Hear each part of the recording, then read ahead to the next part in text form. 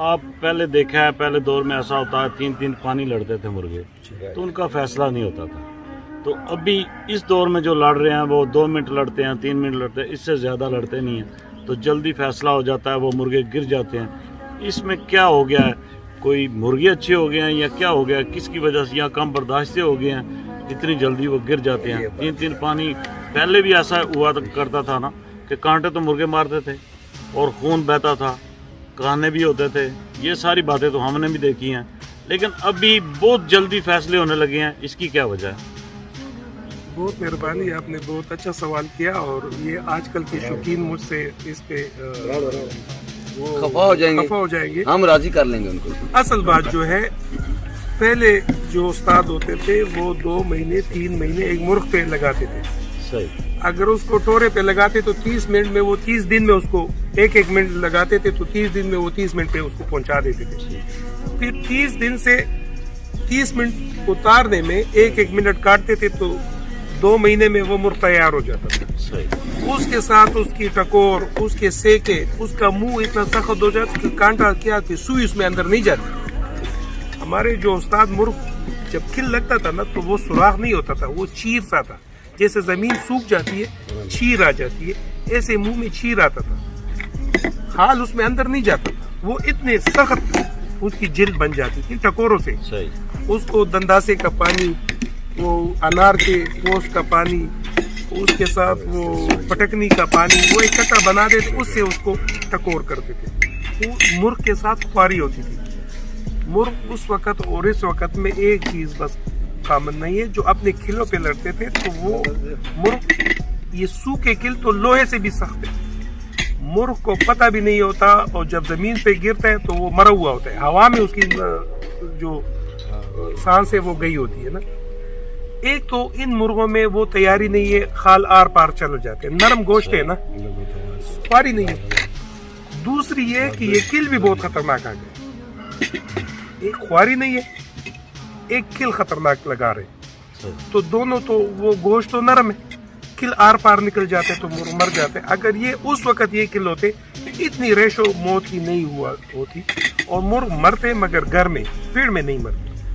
Uncle جی ایک سوال آپ سے آخری میں بھی کروں گا, کیونکہ دوست تیاری کا پوچھتے رہتے ہیں. اگر ہمارے پاس ایک مرغا آتا ہے کمزور ہے, اس کو مہینے میں لڑانا ہے, سیزن آخر ہو رہا ہے, تو اس کو 1 مہینے میں تیار کرے, اس کا ویٹ بھی ٹھیک ہو جائے, اس کے لیے کیا بیسٹ خوراک ہے؟ آپ اپنا نچوڑ تجربے کا نکال کے ہمیں بتا دیں تاکہ ہمارے دوستوں کو فائدہ ہو جائے. کمزور ہے, اس نے کوئی خوراک نہیں کھائی, کمزور ہے, اس کو کیا خوراک دیں, اس کو کیا تیاری دیں؟ بیٹا ہے نا, ہر ایک آدمی کا اپنا ایک فارمولہ ہے, ہر ایک آدمی اپنے نظر سے سوچتے ہیں. مگر ہمارے وقتوں میں جو استاد ہوتے تھے تو استاد اچاری وہ انڈیا سے تعلق رکھتا تھا, ہندوستان سے مہاجر تھا, اور میرے خیال میں اس جیسے استاد آج کل نہیں ہے. اس جیسے سمجھ والے ہمارے جتنے استاد, پہلے میرے والد صاحب تھا, وہ سادہ آدمی, سادہ فارمولے استعمال کر رہا تھا. جو استاد حنیف تھا اللہ بخشے, یہ میرے والد صاحب کا بھی استاد تھا. میں نے بھی اس کو کبوتروں کی بھی بہت پہچان تھی اور مرغوں کی بھی بہت پہچان تھی.